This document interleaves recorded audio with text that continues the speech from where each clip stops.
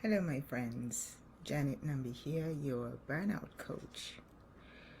I am Janet Nambi here, your burnout coach. I'm not sure if that my first introduction was caught by the video, but today we're going to talk about compassion. Most importantly, self-compassion and how you can use it to reduce burnout. But this is just not for the burnout clients only or anyone experiencing burnout. This is something you can use when you're experiencing overwhelm, frustration, anything, any of those feelings that are not sitting well with you, that are keeping you stuck, that are not letting you move forward, where things are a little too difficult. I'll tell you what happened to me recently. My story. I'll start with that. Then I'll tell you how you can help yourself when you're experiencing such a tough situation.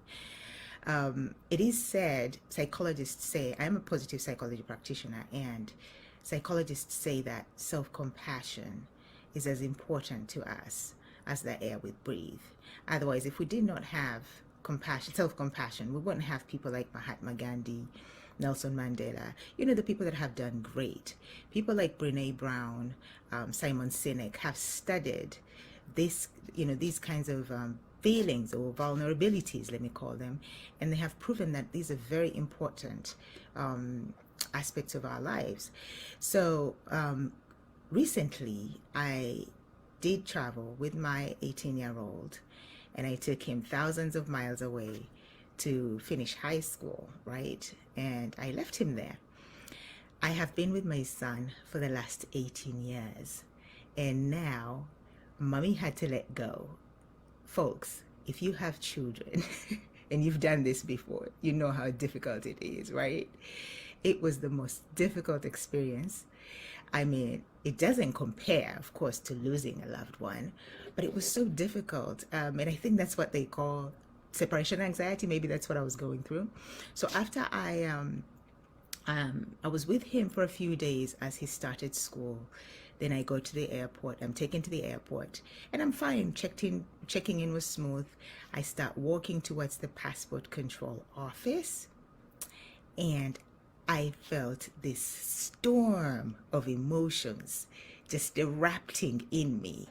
And I thought, what in the world? I thought I was being strong. I used to be the kind that would just push it away and just be like, you know what, I'm going to be just fine. I need to toughen it up. I'm going to be just fine. Oh my goodness. I felt this storm of emotions and I couldn't hold it back.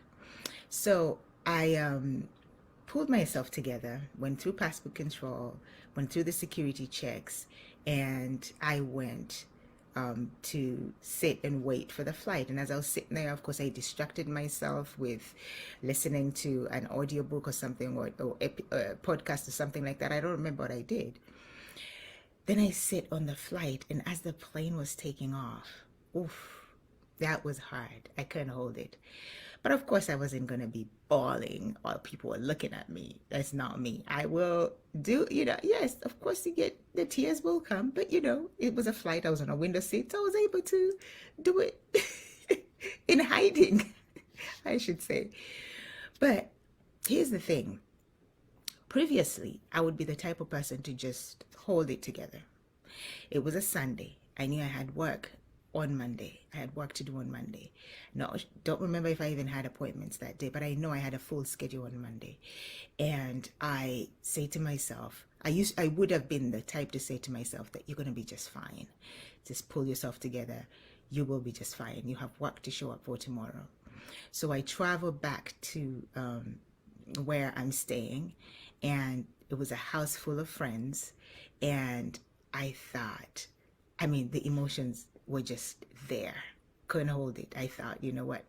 Let it just be. Let it just be what it is. But the old Janet would have held it in and fixed herself. Looked like she has it together. Like, I've got this. I've got this. This time I decided I want to experience being a human being. I want to be there with my sadness. The biggest emotion I was experiencing was sadness. I want to be there with my sadness. And it was a hard time. It was hard. I had mixed emotions. I had anger. I had disappointment. The reason I was having these other emotions You know, when you get into this kind of work and start to figure out why you're feeling the way you're feeling, you start to figure out, I mean, you start to look at the thoughts that you're experiencing. So amidst all of that, I decided, what am I thinking? Why am I so sad? Of course, the sadness is the separation. You're separating, leaving him away, alone, some strange place. For him, it was strange for him, not too strange for me.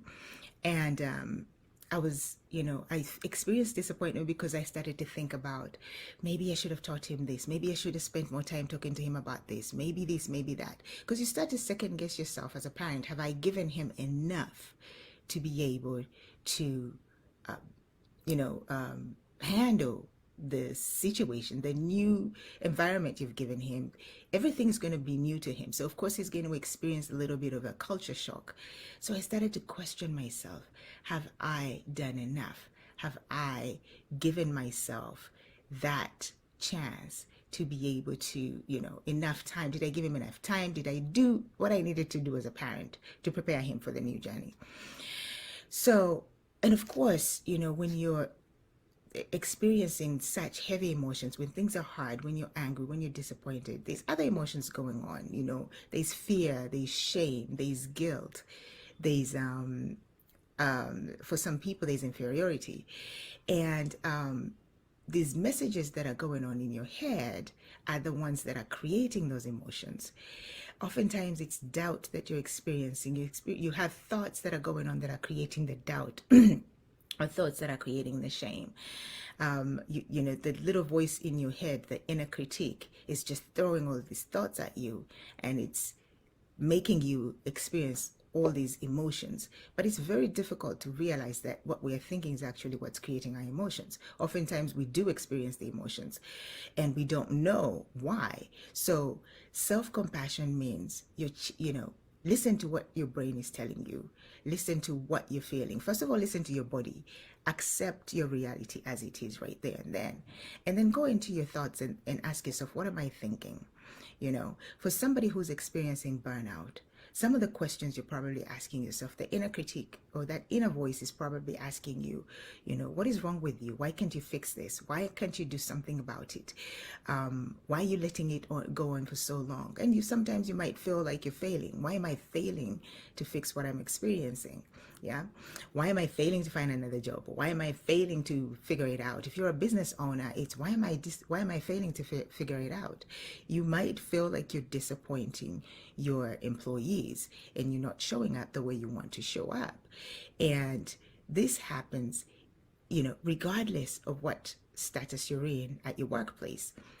When burnout sets in, it's going to lead you to think that you're not being good enough in the role that you're in right now. So when we practice self-compassion, we actually lessen those feelings of fear, anxiety. We actually pull ourselves away from experiencing some level of depression, because burnout eventually can lead to depression. So self-compassion is opening our eyes up to ourselves, to our suffering, and accepting what your reality looks like at that moment, that I am suffering and I know it, and having the desire to eliminate that suffering. If you don't pull yourself to that desire, then you're not practicing any compassion for yourself, because no one wants to live in suffering for infinity, right? You want to be able to do something about it. Compassion is not about victimizing yourself and say, you know what, this is it for me. This is what was written for me, so I'm just gonna tough it out. Absolutely not. I'm just gonna, or feeling sorry for yourself. It is not saying to yourself that, that you're weak, that you cannot do anything about it. It's acknowledging the pain and suffering. It is understanding what you feel. It is reflecting on yourself and saying, I am where I am because of certain decisions I made, but I am also taking lessons from my experience. It is desiring that the pain goes away. It is desiring that I want and I have the ability to move myself forward so I can create a life that feels better for me.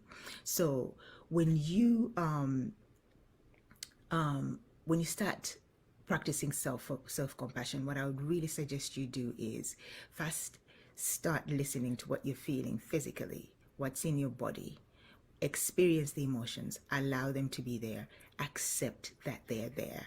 Do not try to force them to go away or suppress them or compress them. Or suppress them or push them away. It's not about avoiding what you're feeling, it is taking in and understanding this is where I am right now. So I want to move forward. So you want to then start to speak to yourself like you would speak to a friend.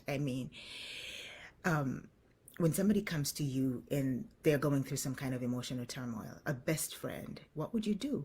You will listen, right? So speak to yourself as though you're speaking to your best friend. Accept that you're human. Accept that whatever you're experiencing, you are not the first person to go through that experience. Accept that you don't want to be perfect. You're not perfect and you don't want to be perfect. Accept that you're taking lessons in during that period where you're experiencing the challenges, and that you want to be able, that you know now, that you know better now, and that you will do differently next time. Allow yourself to learn. We are not supposed to know everything, right? So self-compassion has 3 components. Number 1, self-kindness. It is about being kind to yourself. It is not about judging yourself. We tend to judge ourselves so much when we are experiencing turmoil, emotional turmoil. It is, I should have known better. I should have been, I should have been smarter than this. I should have, I would have, I could have. Those are the messages that you're carrying when you're in self-judgment. And it doesn't, how does it feel? You sit there and think about a situation where you regretted and thought, I should have known better. It doesn't feel good, doesn't it? But we think humanly that that's what we're supposed to do. And when we speak to ourselves that way, then we shall make a change. But what a painful way to make a change. How about you have some empathy for yourself and treat yourself like your best friend and care for yourself? Here's the thing. If you got, assuming you got a deep cut on your hand, right? You were in the kitchen or you were doing something, whatever, and you got a deep cut on your hand, and the hand required stitches. So you're going to do some first aid at home, wash away the blood, put something to compress the bleeding. Then you're going to rush yourself to the hospital.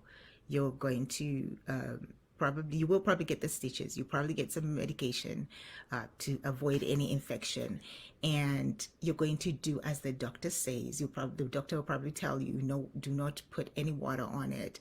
Maybe it will be band-aid. You'll have band-aid, and you're going to be told, do not put any water on it. You're going to follow the doctor's instructions the way that they've given them to you. So you're physically being kind to yourself in that situation.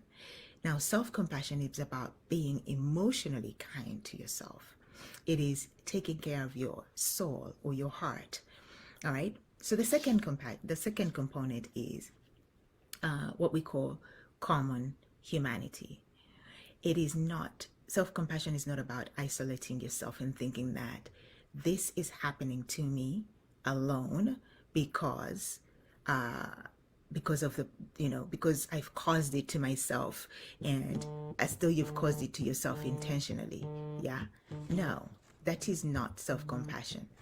Self-compassion is allowing yourself to, to understand that this experience that you're going through, there's millions of other humans that have experienced it.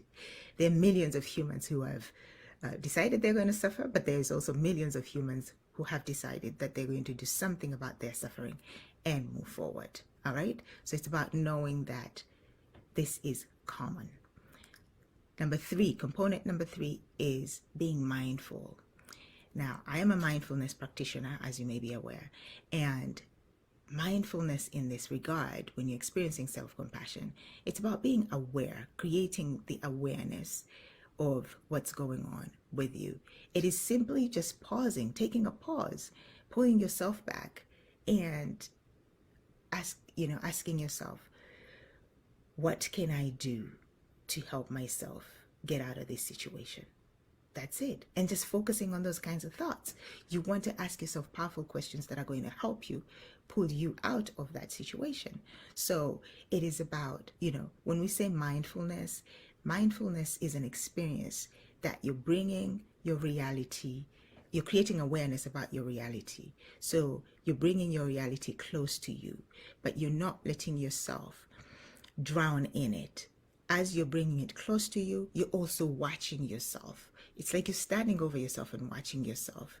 And sometimes the way we ask you to do that is to focus on, especially when the emotions are overwhelming, to focus on your breathing. Find something to focus on that doesn't force these emotions to go away, but it is helping you kind of like watch over yourself, right? That's what mindfulness is all about. It's a practice that you can learn about. Google it. You can learn about it.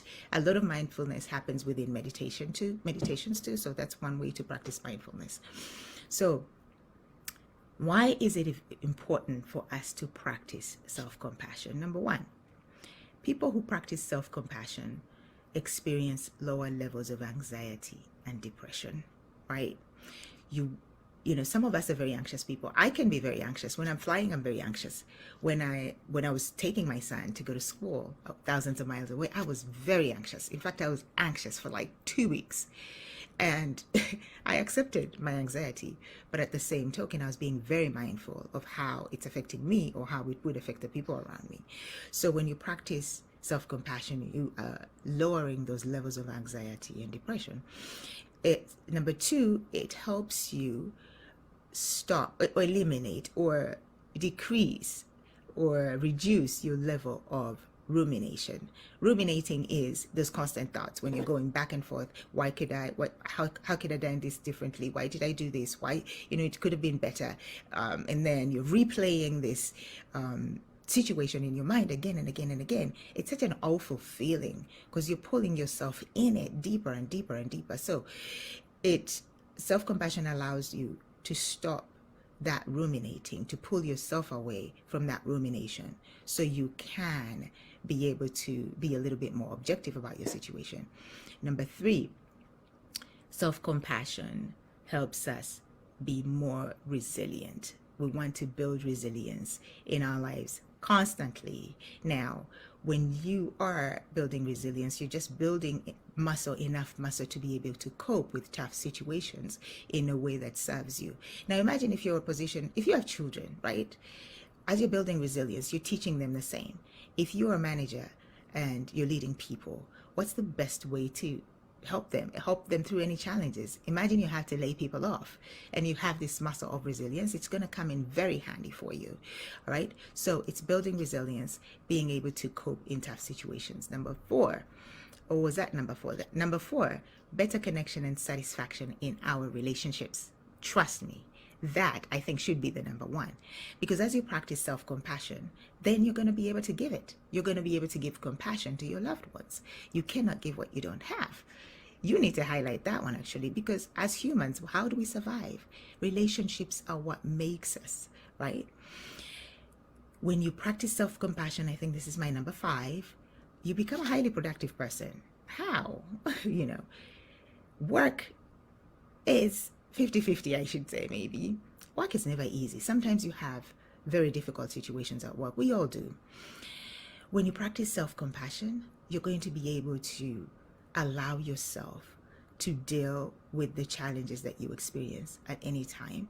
And then you're going to be able to pull yourself into a position of productivity with less suffering and less pain. It's just that simple. All right. Number six, better decision making for yourself. When you're sitting there and you're going through hell and you're letting the overwhelm of emotions take over your life, guess what you're going to do? You're not going to be able to make any decisions that are objective or that are going to help you out of that situation. You will end up feeling sorry for yourself, victimizing yourself. But when you practice self-compassion, you're telling yourself, this is where I am. Now, what can I do to move myself forward?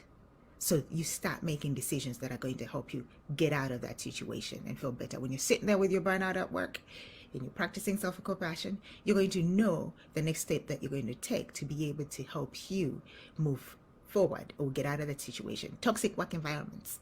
Oof, who wants to stay in a toxic work environment or a toxic relationship? So this practice, you can apply it anywhere, is what's going to help you make better decisions for yourself and for the ecosystem around you. Number 7, it creates internal motivation. For us to be successful, all of us want to have that drive and that motivation that is not forced by anything outside of us. You want to have that internal motivation that's going to help you take action towards whatever goal you want to achieve. One of my, the example I'm going to give you is weight loss, right? How many of us have tried to lose weight and you get into some program that's going to require you to do a certain number of exercises a week, and it cut your meals into half or adjust your sugar intake. That's very difficult, and it requires some internal motivation. So when you practice self-compassion, you're telling yourself, it is okay for me to do this right now, and I'm going to do it step by step, or however way I can do it to help myself get to that goal. And I'm looking forward to that reward that I'm going to get. Sometimes when people get on diet plans, they get on very strict diet plans that are very difficult to follow through with. But self-compassion can be, I cannot start with 1 meal a day. Let me continue with my 3 meals, but I'll adjust them slowly as I go along. That's self-compassion. It is not just throwing yourself into something that's so difficult that it's going to create a whole nother set of challenges, because if it's so difficult at the end, you're gonna give it up, right? You're not gonna sustain it. Lastly, oh yeah, that was my last point. I think, yeah, you're better at dealing with problems when you're practicing self-compassion. So folks, I cannot stress enough how this practice has been so beneficial to my life right now. As you might be aware, I too experienced burnout way back 2015, 2016. I had no idea what it was. And if I knew then what I know now, life would have been a lot different back then. But I also know that everything that happens to us at whatever moment it happens, it is meant to happen that way, that it's supposed to be that way. And you just want to learn from your experience, your reality. You want to take your reality as it is at whatever given moment. Take the lessons that you're learning from that moment. Allow yourself to be human. Feel the feelings. Pay attention to the thoughts. And then it will help you move forward or decide what the next course of action is going to put you into action towards the goal that you want to take. So if you are experiencing or rather when you're experiencing a challenge, especially leaders, managers, people who are managing people, ladies who have families, any kind of relationship, if you have some kind of responsibility, anytime you're practicing self-compassion, you're actually allowing yourself to learn, you're allowing yourself to grow, you're allowing yourself support. And these are all skills that you're building so you can be able to instill the same in the people that look up to you. All right. Thank you, folks. I think that's all I had for you today, and I will be back here with yet another topic. I'm not sure what that will be, but thank you. Thank you for listening in. Drop your comments down below. Let me know what you want to learn about, and I will do my best to show up with answers to your questions. And if you need help to step out of that burnout, get rid of burnout, if you want, you work yourself 2023 goals. What are your 2023 goals? Maybe you want to get rid of burnout, and maybe you've started that journey. Let me know how I can help. DM me. We can schedule a free consultation, and I can talk to you about how I can help, or even just give you advice on how you can go about it if that's what you're looking for. All right, my friends, speak soon. Bye-bye.